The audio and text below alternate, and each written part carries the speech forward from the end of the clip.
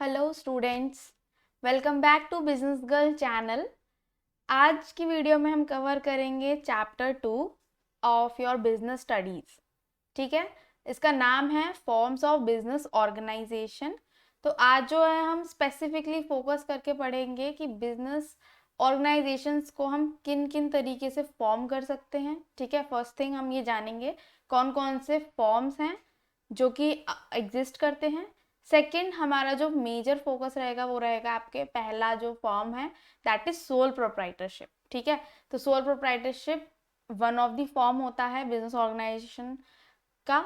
ठीक है, तो उसके ऊपर हमारा जो है मेजर फोकस रहेगा आज की वीडियो में। और अगर किसी ने चैप्टर 1 जो है मिस कर दिया है, नहीं देखा है, तो वो ज़रूर प्लेलिस्ट में जाएं और उसको देख लें। ठीक है, चैप्टर 1 में हमने जो कवर किया है, हमने ब्रॉडली बिजनेस क्या होता है, बिजनेस से रिलेटेड चीज़ों को हमने उसमें कवर किया था। ठीक है, तो बिना देरी के हम चलो स्टार्ट करते हैं आज का सेशन। चलो, अभी देखो, अभी हम जो है अभी यहाँ पे तो आपको जो है डिफरेंट डिफरेंट नेम्स आपको दिख रहे हैं। ठीक है, जैसे कि हमारे पास जो है अभी आपके जो सिलेबस में आपको 5 तरीके के फॉर्म्स जो है आपको मिलेंगे। पहला है सोल प्रोप्राइटरशिप, दूसरा है जॉइंट हिंदू फैमिली बिजनेस, तीसरा है पार्टनरशिप, चौथा है कोऑपरेटिव सोसाइटीज और पांचवा है जॉइंट स्टॉक कंपनी। अभी जो है बिल्कुल भी इसमें चिंता की बात नहीं है कि ये क्या है, इतने नए नए नाम से क्या यहाँ पे लिखा हुआ है। तो इनको हम जो है डिटेल में, इनको हम स्पेसिफिकली एक एक वीडियो में हम एक एक जो आपका फॉर्म है उसको हम कवर करेंगे। तो बिल्कुल भी वहाँ पे तो आप बिल्कुल निश्चिंत हो जाइए कि आपको कुछ समझ नहीं आ रहा है या फिर ये बहुत डिफिकल्ट लग रहा है देखने में, तो वो हम अलग से कवर करेंगे। ठीक है, ये हम पूरा डिटेल में पढ़ेंगे एक एक को, एक एक फॉर्म को। राइट, अभी यहाँ पे ये करने से पहले हम एक चीज़ जो है ऐसे ही विजुअलाइज करते हैं थोड़ा सा। ठीक है, तो जब भी आपको सपोज करो पेन लेने जाना होता है, पेन या अपने लिए कुछ भी छोटा मोटा आइटम जैसे कि स्टेशनरी का कुछ आइटम हो गया, या फिर जो है आपकी डे टू डे कंजम्पशन की कोई भी चीज़ हो गई, चॉकलेट्स हो गई, टॉफ़ीज़ हो गई, वट एवर। ठीक है, तो अब कहाँ जाते हो आप? जो है किसी शॉप पे जाते हो अपनी नियर बाय, राइट, स्टेशनरी की शॉप पे जाते हो, या फिर जो है जो भी आपके पास जनरल स्टोर अवेलेबल है वहाँ पे जाके आप अपना सामान जो है खरीद लेते हो। ठीक है, तो वो भी एक बिजनेस है। राइट, हमने पढ़ा था ना बिजनेस वाले चैप्टर में कि आप जो है सामान की ट्रेडिंग कर रहे हो तो वो भी एक बिजनेस है। ठीक है, अभी जो जैसे जो बड़ी बड़ी कंपनीज हैं जैसे कि टाटा हो गई या फिर विप्रो हो गई, इन्फोसिस हो गई, तो ये भी बिजनेस है। राइट, लेकिन ये जो है वो एक नॉर्मल शॉप की तरह तो नहीं है। आपको जगह जगह टाटा के वो तो नहीं मिलेगा, कोई किराना स्टोर या कुछ इस टाइप से। राइट, उनके आपको आउटलेट्स मिल जाएंगे या फिर कुछ स्टैंडर्डाइज्ड जो है चीज़ें दिखेंगी। करेक्ट, तो ये भी एक बिजनेस है। और एक किनारा स्टोर जो है या आपकी स्टेशनरी शॉप है वो भी एक बिजनेस है। ठीक है, तो ये बिजनेसेस हैं, लेकिन ये क्या है, ये अलग अलग इनकी फॉर्म है। ठीक है, ये एक तरीके से नहीं बने हुए हैं, मतलब इनमें कुछ ना कुछ तो डिफरेंशिएटर्स है ना। राइट, अब एक दुकान को हम जो है एक बड़ी कंपनी से तो कंपेयर करेंगे तो वो सही नहीं है, हालांकि दोनों ही बिजनेस कर रहे हैं। ठीक है, तो अभी बिजनेस जो होते हैं ना वो कई फॉर्म में किए जाते हैं, तो वही जो है हम इस वीडियो में हम कवर करेंगे। ठीक है, आई होप कि आपको समझ में आया होगा कि हम क्या बात करने वाले हैं। तो सबसे पहला होता है आपका सोल प्रोप्राइटरशिप। ठीक है, सोल प्रोप्राइटरशिप क्या होता है, आज हम इसको कवर करते हैं डिटेल में। उसके बाद हम पढ़ेंगे जॉइंट हिंदू फैमिली बिजनेस, फिर हम करेंगे पार्टनरशिप, फिर हम देखेंगे कोऑपरेटिव सोसाइटीज़ क्या होती हैं, ये कैसे फॉर्म होती हैं, फिर हम फाइनली देखेंगे जॉइंट स्टॉक कंपनी क्या होता है। ठीक है, तो चलो स्टार्ट करते हैं सोल प्रोप्राइटरशिप से। तो सोल प्रोप्राइटरशिप जो होता है स्टूडेंट्स, वो सबसे ज़्यादा पॉपुलर, सबसे ज़्यादा पुराना और सबसे सिंपल बिजनेस ऑर्गेनाइजेशन की एक फॉर्म है। ठीक है, सोल प्रोप्राइटरशिप क्या है, is the most popular, oldest and simplest form of business organisation. अगर किसी को भी बिजनेस करने का आइडिया आता है तो सबसे ज़्यादा जो कॉमन चीज़ होती है ना वो होती है सोल प्रोप्राइटरशिप। अभी सोल प्रोप्राइटरशिप होता क्या है एग्जैक्टली वो समझ लेते हैं। तो देखो, नाम समझते हैं पहले। सोल, सोल का मतलब होता है वन। ठीक है, वन, सोल मतलब वन यानी कि सिंगल। ठीक है, और प्रोप्राइटर का मतलब होता है ओनर। ठीक है। अभी इन दोनों वर्ड्स का मतलब क्या हो गया, सोल मतलब वन और प्रोप्राइटर मतलब ओनर, तो यानी कि सिंगल ओनर। ठीक है, सिंगल ओनर जब कोई बिजनेस करता है तब हम उसे बोलते हैं सोल प्रोप्राइटरशिप। ठीक है, sole proprietorship means a business with a single owner, इसको हम सोल प्रोप्राइटरशिप बोलते हैं। अभी ये क्या हो सकता है, ठीक है, तो ये समझ लेते हैं। तो सोल प्रोप्राइटरशिप अभी हमें समझ में आ गया कि यहाँ ये एक ऐसा बिजनेस ऑर्गेनाइजेशन है जहाँ पे सिर्फ एक ही ओनर है। ठीक है, मतलब मेरे को सपोज करो मुझे कोई बिजनेस करना है, तो मैंने जो है एक शॉप ली और मैंने उसे खोल दिया। भाई मैं ही उस दुकान की जो हूँ मालकिन हूँ, और मैं ही उसको रन करती हूँ, मैं ही उसको मैनेज करती हूँ, मैं ही जो है डिसीजन लेती हूँ। तो ये क्या है, ये एक सोल प्रोप्राइटरशिप है। ठीक है, तो इसी को हमने डिफाइन कर दिया और क्या लिख दिया, sole proprietorship is defined as a form of organisation in which business is owned, manage and control by a single person. ठीक है, सिंपल है, business is owned, managed and controlled by a single person. अभी हमें नाम से समझ में आ रहा है, सोल प्रोप्राइटरशिप मतलब सिंगल ओनर है जो कि क्या कर रहा है, मैनेज भी कर रहा है, कंट्रोल भी कर रहा है और उसको ओन भी वही करता है। ठीक है, the sole proprietor is the sole recipient of all profit and bearer of all the losses of the business। अभी क्या है कि आप क्योंकि खुद मैनेज कर रहे हो, खुद ओन कर रहे हो, खुद ही कंट्रोल कर रहे हो, तो जो भी प्रॉफिट होगा या जो भी लॉस होगा वो भी आप ही का होगा। ठीक है, किसी से कोई नहीं बांटेगा आपका, ना प्रॉफिट ना ही लॉस। तो अगर आपके बिजनेस में प्रॉफिट हो रहा है तो उसका सारा आपका हो गया, राइट। अगर कुछ लॉस हो रहा है तो वो भी सारा का सारा आप ही का होगा। ठीक है, तो ये इसमें जो है खास बात ध्यान रखने वाली होती है। फिर अभी ये जो टाइप का बिजनेस की हम जो बात कर रहे हैं, ये हमको कहाँ पे देखने को मिलता है ज़्यादातर। अभी ये जो है, क्योंकि मैंने स्टार्टिंग में क्या बोला, ये सबसे ज़्यादा पॉपुलर है, सबसे ज़्यादा पुराना है और सबसे ज़्यादा सिंपल है। तो सबसे ज़्यादा इसी फॉर्म में आपको बिजनेसमैन जो है मिल जाते हैं ईजीली। तो ये क्या हो सकते हैं, तो ये हो सकता है आपका कोई भी ग्रोसरी शॉप हो सकती है, कोई भी ब्यूटी पार्लर हो सकता है, बुटीक्स हो सकते हैं, एटसेट्रा एटसेट्रा। ठीक है, हम डे टू डे में बहुत सारे शॉपकीपर से इंटरेक्ट करते हैं, तो ये जितने भी शॉपकीपर्स होते हैं ना, ये सारे लोग बिजनेस कर रहे हैं, है ना। ये सारे लोग क्या है, किसी ना किसी बिजनेस में एंगेज है, कोई सर्विस प्रोवाइड कर रहा है, कोई डे टू डे ट्रेडिंग कर रहा है, कोई कुछ कर रहा है, कोई कुछ कर रहा है। ठीक है, तो ये सब क्या है, ये एक सिंगल ओनर है। ठीक है, और ये सारे के सारे खुद ही अपने बिजनेस को मैनेज कर रहे हैं, कंट्रोल कर रहे हैं, राइट, और जो है खुद ही उसको रन कर रहे हैं। तो ये किस टाइप का फॉर्म हो गया, ये हो गया आपका सोल प्रोप्राइटरशिप। अभी ये कहाँ पे सूटेबल होती है ये एंटरप्राइजेस, अभी ऐसा नहीं है ना कि अभी हमको जो है बहुत हम बिग बिलियन कंपनी के बारे में सोच रहे हैं खड़ा करने का और हमने रजिस्टर कर लिया एज अ सोल प्रोप्राइटर, तो वो नहीं हो सकता। तो जितने भी हम फॉर्म्स पढ़ेंगे ना, उन सब की एक अपनी लिमिटेशन है। ठीक है, कहीं ना कहीं वो सूट करता है, मतलब उनकी एक सूटेबिलिटी जो है एंटरप्राइज की, वो हमको ध्यान में रखनी होती है। तो जब भी हम सोल प्रोप्राइटरशिप की बात करते हैं तो उसमें क्या है, requires personal attention, personalise services और लिमिटेड कैपिटल। ठीक है, तो ये किन लोगों के लिए सूटेबल है, जिनको पर्सनल अटेंशन देनी होती है, राइट। दूसरा, जिनको पर्सनलाइज सर्विसेज चाहिए होती हैं, जैसे कि आप ब्यूटी पार्लर में जाते हो, राइट, तो आपको क्या है, पर्सनल अटेंशन चाहिए, वहाँ पे पर्सनलाइज सर्विसेज चाहिए। ठीक है, और तीसरा आपको इंपॉर्टेंट आ जाता है लिमिटेड कैपिटल, मतलब कि एक ऐसा बिजनेस जहाँ पे आपके पास ज़्यादा कैपिटल नहीं है, आपके पास 10 लाख 20 लाख रुपए हैं, जिससे आप अपना खुद का कोई बिजनेस करना चाहते हो। तो आपने एक शॉप ले ली, उसमें सामान रख लिया और उसी को आपने बेच के शुरू किया, वहीं से आपने जो है ट्रेडिंग शुरू की। ठीक है, तो इसमें आपको ज़्यादा ह्यूज कैपिटल भी नहीं लग रहा, ना ही आपको बहुत ज़्यादा मैन पावर रखने की ज़रूरत है कि आप जो है अलग अलग अपने बिजनेस के लिए लोगों को हायर कर रहे हो। ठीक है, 2-4 वर्कर आपने रख लिए और आपका बढ़िया बिजनेस चल रहा है। ठीक है, तो आई होप कि ये चीज़ आपको समझ में आ गई होगी कि सोल प्रोप्राइटरशिप क्या होता है। ये नॉर्मल हम डे टू डे में जिनसे भी इंटरेक्ट करते हैं, जितनी भी दुकानों से हम जाके खरीदते हैं सामान, ये सब लोग क्या कर रहे हैं, बिजनेस कर रहे हैं, और इनकी बिजनेस की फॉर्म क्या है, सोल प्रोप्राइटरशिप। ठीक है, इसके कुछ अलग अलग नाम भी होते हैं, सिर्फ सोल प्रोप्राइटरशिप नहीं, इसको हम जो है इंडिविजुअल एंटरप्रेन्योरशिप भी बोलते हैं, इनको हम सोल ट्रेडर भी बोलते हैं, इंडिविजुअल प्रोप्राइटरशिप भी बोलते हैं। तो इन 3 नामों से भी इसको जाना जाता है। तो ये आपको जो है याद होना चाहिए। ठीक है, आपको एग्जाम में जो है पूछ सकते हैं भाई इंडिविजुअल एंटरप्रेन्योरशिप बता दो। फिर आप जो सोचोगे भाई हमने तो सोल प्रोप्राइटरशिप पढ़ा है, इंडिविजुअल एंटरप्रेन्योरशिप कहाँ से आ गया, राइट। तो इसके जो तीनों नाम हैं ये भी आप जो ध्यान रखना दिमाग में अपने बिल्कुल, क्योंकि ये तीनों का मतलब भी सेम ही है, राइट।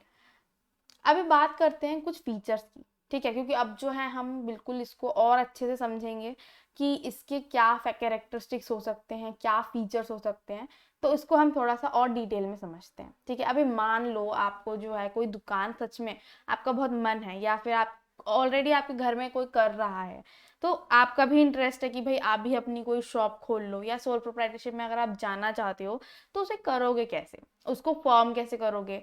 और अगर मान लो आपने कोई दुकान खोल रखी है या कोई आप काम कर रहे हो ऑलरेडी, तो उसको क्लोज कैसे करोगे, आपको अगर बंद करना है उस बिजनेस को तो, ठीक है।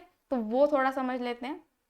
तो देखो जैसा कि हमने कहा था कि ये बहुत ईजी है और सिंपल है, ठीक है। ईजी और सिंपल हम क्यों बोलते हैं इसको, इसीलिए ही बोलते हैं क्योंकि इसमें आपका कोई भी लीगल फॉर्मेलिटीज रिक्वायर्ड नहीं होती हैं, ठीक है। मतलब इसमें जो है आप आराम से अपना बिजनेस स्टार्ट कर सकते हो, कोई भी आपको ज़रूरी नहीं है कि आपको जो है पहले अप्रूवल लेना होगा किसी अथॉरिटी से जाके कि भाई मैं क्या ये बिजनेस कर लूँ, एटसेट्रा एटसेट्रा, ठीक है। तो इसमें आपकी सबसे कम जो है लीगल फॉर्मेलिटीज़ होती है, इसलिए ये बहुत ईजी होता है। और अक्सर आपको देखने को मिल जाता है कि लोग घरों में अपना बिजनेस स्टार्ट कर देते हैं, ठीक है। उनको कोई भी पेपर वर्क करने की ज़रूरत नहीं है, they just interact with people and start their business, ठीक है।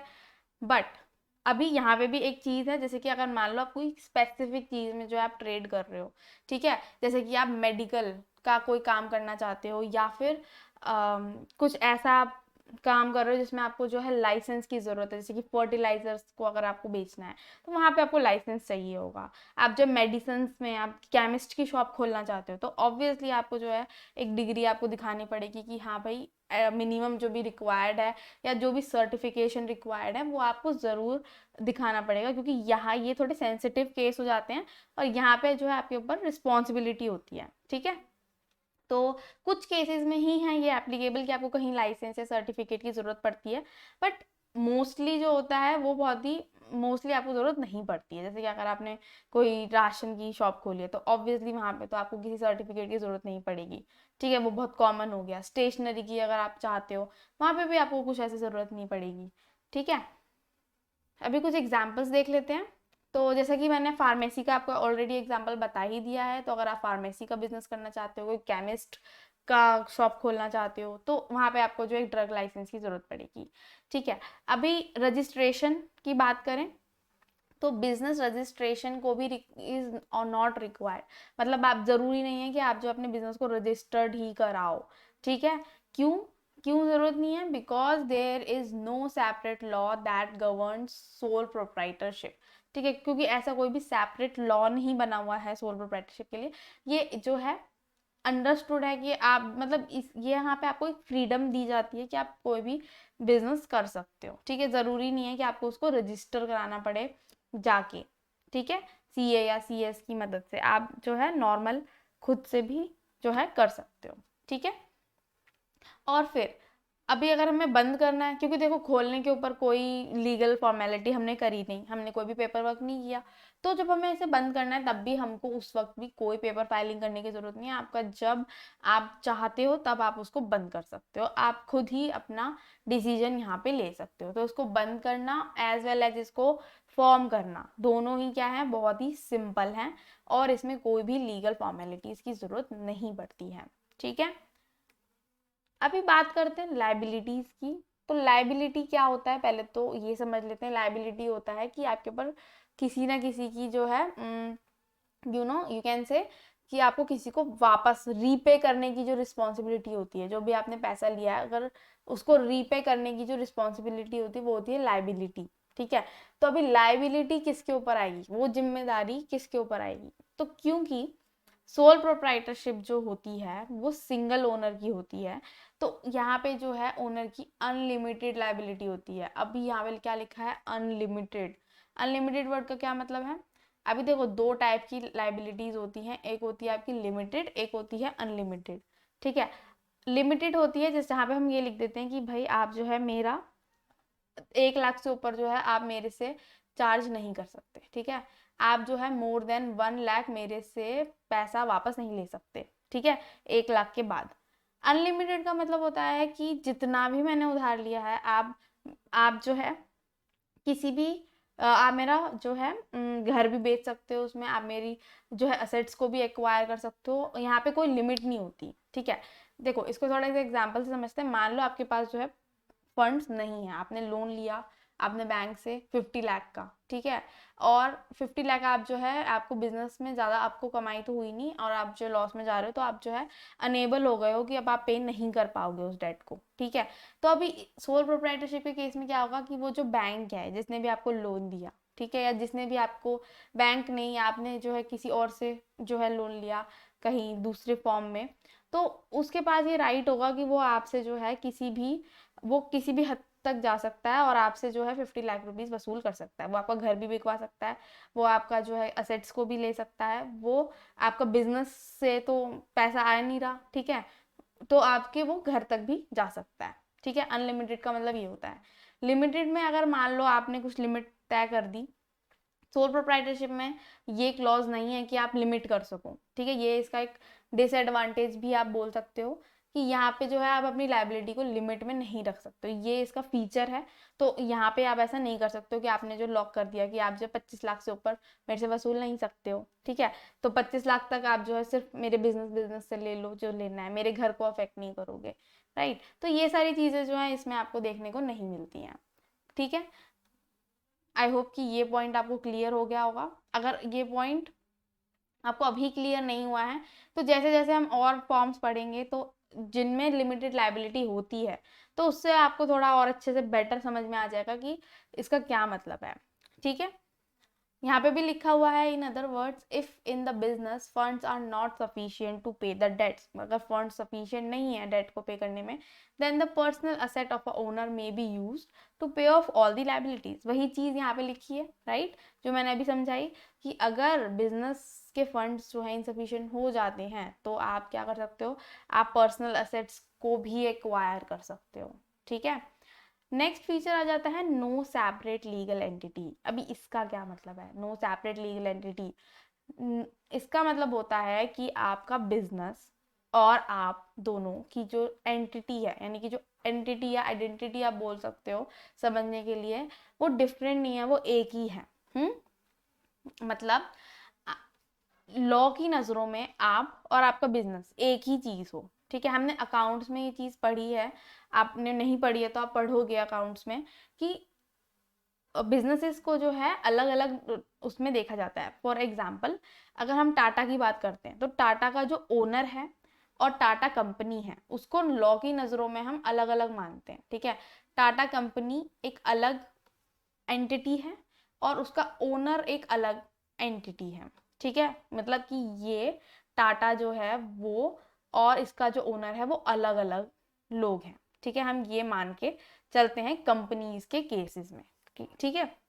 लेकिन सोल प्रोप्राइटरशिप में क्या होता है, हमारी जो शॉप है, फॉर एग्जांपल आपकी शॉप का नाम है राकेश राकेश बेकरी, ठीक है, मान लो ये आपकी शॉप का नाम है और आपका नाम जो है वो है राकेश, ठीक है। तो लॉ की नज़रों में राकेश बेकरी और राकेश ये दोनों एक ही पर्सन है। अगर राकेश बेकरी जो है किसी कस्टमर से उधार जो है ले लेती है और उसे वापस नहीं करती है या फिर जो है कुछ भी धोखाधड़ी करती है, तो ये माना जाएगा कि ये जो राकेश बेकरी ने जो जो भी गलत काम किए हैं वो किसने किए हैं, वो राकेश ने करे हैं, ठीक है, जो कि उसका ओनर है। लेकिन अगर कोई कंपनी ऐसा करती है, मान लो कोई कंपनी अगर कोई धोखाधड़ी करती है, कंपनी के केस में हम जो है बोलते हैं कि कंपनी एक अलग आइडेंटिटी है और उसका ओनर अलग है, तो हम ओनर पे इल्ज़ाम नहीं लगाते, हम कंपनी को अलग देखते हैं और ओनर को अलग देखते हैं, ठीक है। तो आपको ये बात समझ आई? हम क्या बात कर रहे हैं, हम बात कर रहे हैं सोल प्रोप्राइटरशिप की। तो सोल प्रोप्राइटरशिप में जो राकेश बेकरी है और राकेश जो है वो दोनों सेम है, ठीक है। अगर राकेश कोई गलती करता है तो हम मानेंगे कि उसकी बेकरी ने वो गलती की, अगर उसकी बेकरी में कोई भी पर्सन कुछ भी गलत करेगा तो हम मानेंगे कि भाई राकेश ने गलती करी, ठीक है। तो ये होता है इनमें डिफ्रेंसिएशन। पढ़ लेते हैं क्या लिखा है। A sole proprietorship business has no separate legal entity from that of its owner like partnership and company. ठीक है, पार्टनरशिप और कंपनी में जो है अलग अलग लीगल एंटिटीज होती हैं। In the eyes of law there is no distinction between the owner and his business. Owner और बिजनेस के बीच में कोई भी डिस्टिंक्शन नहीं होता है। ठीक है, it means that owner of business bear responsibility for all the business activities. इसका मतलब वही जो हमने समझा कि जो भी बिजनेस एक्टिविटीज हो रही हैं उसके सारी जिम्मेदारी किसकी है, ओनर की है। ठीक है, नेक्स्ट फीचर है इसका नो शेयरिंग ऑफ प्रॉफिट और लॉस। अभी क्या है, क्योंकि हमने क्या पढ़ा इसमें सिंगल ओनर होता है, तो सिंगल ओनर है इसका मतलब कि प्रॉफिट भी उसी का और लॉस भी उसी का, तो शेयरिंग का तो सवाल ही नहीं उठता, राइट। तो there is no sharing of profit और loss like partnership and company because the business is solely run by the single individual who provides capital in the business, directs its operation and who alone runs the risk of failure। ठीक है, वो क्योंकि सारे ही decision वो खुद ले रहा है, सारा कैपिटल वो खुद लगा रहा है, ऑपरेशंस वो खुद कर रहा है, तो ऑब्वियस ही बात है भाई प्रॉफिट भी वही रखेगा, लॉस भी वही जो है बियर करेगा, राइट। नेक्स्ट है रिस्क बियरर, सारा रिस्क भी वही बियर करता है। ठीक है, प्रॉफिट भी वही ले रहा है, लॉस भी वही ले रहा है, तो ऑब्वियसली जो रिस्क है वो भी उसी का ही हुआ। The single individual is the sole beneficiary of all profits. Likewise if loss occur in the business then he alone has to bear all the risk. ठीक है, नेक्स्ट है कंट्रोल। अभी कंट्रोल किसके पास होता है, तो अभी क्योंकि सोल प्रोप्राइटरशिप है तो ऑब्वियस ही बात है फुल कंट्रोल होगा उसका पूरे बिजनेस पे। ठीक है, उसको सारे राइट्स होंगे, सारी रिस्पॉन्सिबिलिटी उसकी होगी, सारे डिसीजन उसके होंगे। ठीक है, no one can interfere in the business without the permission of the owner. Then lack of business continuity. अभी ये बहुत ही इंपॉर्टेंट पॉइंट हो जाता है, क्यों, क्योंकि अभी क्या है ना कि जो बिजनेस ओनर है वो, क्योंकि वो सिंगल है, वो ही सारे डिसीजन ले रहा है, वही सारा मैनेज कर रहा है, सब कुछ उसका है। अगर वही मर गया या उस वो पागल हो गया या उसको जेल हो गई या फिर बैंक करप्ट हो गया, बिजनेस तो शट डाउन हो जाएगा, बिजनेस तो शट डाउन हो ही जाएगा, राइट। क्योंकि यहाँ पे सिंगल ओनर है, तो ये जो है इसका एक बहुत ही इंपॉर्टेंट कैरेक्टरिस्टिक हो जाता है। इसको समझना है इस बात को कि उस बिजनेस को कंटिन्यू नहीं किया जा सकता अगर वो मर जाता है या फिर in case of insolvency, bankruptcy. ठीक है, However, there is an exception of this feature। हाँ, लेकिन इसका एक एक्सेप्शन भी है। अगर मान लो कि यहाँ पे कोई बेनिफिशियरी है, देन अ सक्सेसर और नॉमिनी और legal higher of the owner can run the business. अभी क्या होता है कि मान लो अगर आप बिल्कुल ही अकेले हो, ठीक है, आपके आगे पीछे कोई भी नहीं है, तो बिजनेस तो बंद हो गया उस केस में। लेकिन अगर आपका कोई जो है फैमिली में कोई है मेंबर जो कि उसको आपके जाने के बाद या आपके बाद जो है उसे संभाल सकता है, तो वो फिर अपने वो जो है फिर उसको रन कर सकते हैं, जो भी बेनिफिशियरी या नॉमिनी होंगे, successor.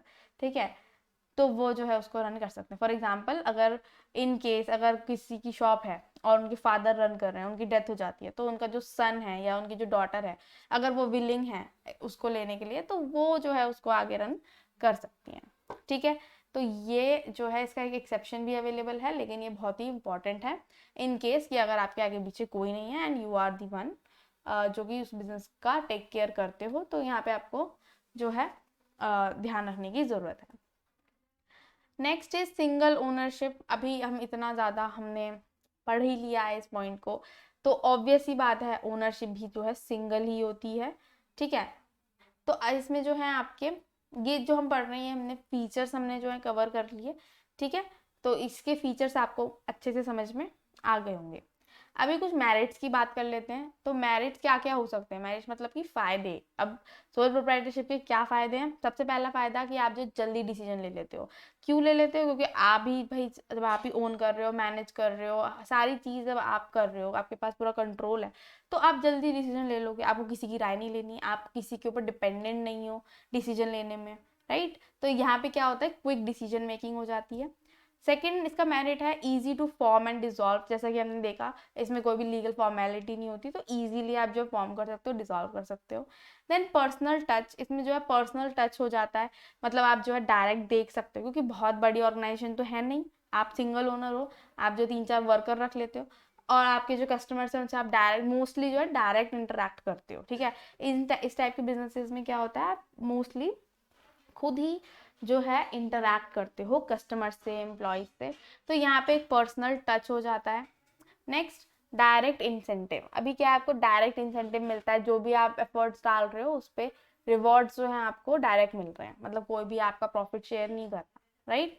Then confidentiality of information. अभी क्या है, क्योंकि आप ही हो जिसको सारी चीज़ें पता है, यू आर दी वन, तो ऑब्वियसली बात है कि आप जो है कॉन्फिडेंशियलिटी ही रहेगी इंफॉर्मेशन की, कोई लीक नहीं करेगा इंफॉर्मेशन को, राइट, क्योंकि आप किसी से शेयर ही नहीं कर रहे हो, because you are the one who is running, who is taking all the decisions. तो यहाँ पे जो है इंफॉर्मेशन लीक होने के चांसेस जो है बहुत ही कम हो जाते हैं, ठीक है। ये थे इसके डीमेरिट्स थे। अभी डीमेरिट्स देख लेते हैं। तो इसके कुछ नुकसान हैं, या यूँ कहो कि इसके कुछ लिमिटेशंस होती हैं। तो सबसे पहले लिमिटेशन है लिमिटेड रिसोर्सेज। भाई लिमिटेड रिसोर्सेज हो जाता है, क्यों? क्योंकि बिकॉज सिंगल ओनर हो, आपके पास जो है कुछ ना कुछ तो लिमिटेड ही होगा ना, मतलब आपके पास कुछ लिमिटेड फंड है, फॉर एग्जांपल आपके पास 10 लाख रुपीज़ ही हैं, या आपके पास सिर्फ छोटा सा लैंड ही है, तो because you are the one who is taking all the decision, who is running, managing, ठीक है, तो आप जो है किसी और से नहीं लोगे, ठीक है, आप क्योंकि कोई और इन्वॉल्व नहीं है आपके साथ डिसीजन लेने में, तो आपकी जो कैपेबिलिटीज़ है वो भी लिमिटेड हो जाती हैं, ठीक है। तो आपके लिए डिफ़िकल्ट होता है कैपिटल को रेज करना, राइट। आपकी जो पर्सनल असेट्स हैं या बोरोइंग्स हैं वो भी लिमिटेड ही होती हैं, अनलिमिटेड तो किसी की भी पास नहीं होती, ठीक है। तो यहाँ पे जो है एक लिमिटेशन आ जाती है। फिर अनलिमिटेड लाइबिलिटी होती है। अनलिमिटेड लाइबिलिटी इस फॉर्म का सबसे बड़ा डिसएडवांटेज है, क्यों? क्योंकि आप जो है अपने पर्सनल असेट्स को भी आपको जो है जो भी आपका जिसने भी आपको डेट दिया है वो आपके पर्सनल असेट्स से भी जो है अपना रीपे करवा सकता है आपसे लोन, और जो भी आपने डेट लिया है, ठीक है। नेक्स्ट जो इसका डीमेरिट है वो है limited life of business concern. जैसा कि हमने बात की कि अगर आपकी डेथ हो गई, इंसेनिटी, इम्प्रिजनमेंट, कुछ भी फिजिकल एलिमेंट हो गया, बैंक करप्ट हो गया, या फिर कुछ भी ऐसा कुछ होता है, तो आपका बिजनेस पे डायरेक्ट इम्पैक्ट पड़ता है, because you are the one who is running the business. Then lack of professional skills and expertise. अभी क्या है, बिकॉज अभी एक ही पर्सन है जो कि रन कर रहा है सारी चीज़ों को, तो सारे जो भी स्किल्स हैं या जो भी एक्सपर्टीज़ की रिक्वायरमेंट होती है वहाँ पे कोई ना कोई आपको कमी या कुछ ना कुछ लिमिटेशन वहाँ पे रह ही जाती है, right. His knowledge is only limited to his area of study. मतलब अगर मान लो उस पर्सन ने अगर MBA किया है, MBA किया है मार्केटिंग में, तो उसको मार्केटिंग का तो बहुत अच्छे से पता होगा, लेकिन अगर उससे कोई पूछे फाइनेंस के बारे में या फिर कुछ अलग फील्ड के बारे में या कुछ टेक्निकल नॉलेज हम उससे लेना चाहें, तो वहाँ पे वो जो है बहुत ही इन कैपेबल हो जाएगा, बिकॉज एक पर्सन जो है वो ज़्यादा से ज़्यादा उसका जो भी एरिया ऑफ स्टडी है या नॉलेज है वो लिमिटेड ही होता है, राइट। आपकी जो स्किल्स हैं या एक्सपर्टीज़ हैं किसी भी ऑर्गेनाइजेशन की, वो किससे बनती है? लोगों से बनती है। कोई भी कंपनी में एक सिंगल नहीं काम करता, right. There are lot of people who are involved there, जैसे कि HR डिपार्टमेंट्स होते हैं, फाइनेंस डिपार्टमेंट होते हैं कंपनीज में, बट सोल प्रोप्राइटरशिप में ऐसा कुछ नहीं होता है, because you are the one who is taking care of all the departments alone. Finance हो गया, चाहे आपका मार्केटिंग हो गया, चाहे इन्वेंट्री मैनेजमेंट हो गया, आपको ही सब कुछ देखना है, तो आप कहीं ना कहीं तो लैग कर ही जाओगे, right. Risk of wrong decision, because आप डिसीजंस ले रहे हो तो आपके डिसीजंस रॉन्ग भी हो सकते हैं, ठीक है, जिससे प्रॉब्लम भी हो सकती है। अभी हम ये थे इसके डिसएडवांटेजेस। अभी यहाँ पे लिखा है एक point, even though sole proprietor has many disadvantages, it is chosen by many because of its vast advantage. अभी हमने क्या बात की थी कि ये जो है सबसे ज़्यादा पॉपुलर है, इतना ज़्यादा सिंपल है, और सबसे ज़्यादा जो है देखा जाता है इंडिया में, ओल्डेस्ट है। क्यों लोग इसको प्रेफर कर रहे हैं? बल्कि इसके तो इतने सारे हमने डिसएडवांटेज भी पढ़ लिए। क्यों कर लिए? क्योंकि इसके एडवांटेजेस भी बहुत सारे हमने हमने जो है इसके एडवांटेजेस भी देखे, डिसएडवांटेजेस भी देखे। इवन दो इसके पास डिसएडवांटेजेस हैं, बट स्टिल जो है इसको काफ़ी वाइडली लोग अडेप्ट कर रहे हैं, ठीक है। So this is a form of business organisation जो कि सूटेबल है। अभी ये सूटेबल किसके लिए है? स्मॉल बिजनेसेस के लिए, जहाँ पे जो है ओनर अपनी पर्सनलाइज डिमांड्स को जो है फुलफिल कर सकते हैं, ठीक है। जैसा कि हमने बात की जहाँ पे जो पर्सनल अटेंशन की जहाँ पे रिक्वायरमेंट रहती है। तो सो this is about the sole proprietorship. ये सारा जो था आपका सोल प्रोप्राइटरशिप के बारे में हमने पढ़ लिया अच्छे से। आई होप कि आपको मज़ा आया होगा और समझ में आया होगा कि क्या होता है, राइट। अभी नेक्स्ट वीडियो में जो है हम आपका नेक्स्ट जो भी फॉर्म है उसको डिस्कस करेंगे और उसको भी ऐसे ही डिटेल में समझेंगे, ठीक है। और मेक श्योर कि आप जो है चैनल को सब्सक्राइब कर दें सो दैट आपको जो है नोटिफिकेशन में आ जाए कि अब जो है नेक्स्ट वीडियो आ गई है, राइट। तो मिलते हैं नेक्स्ट सेशन में। Thank you all.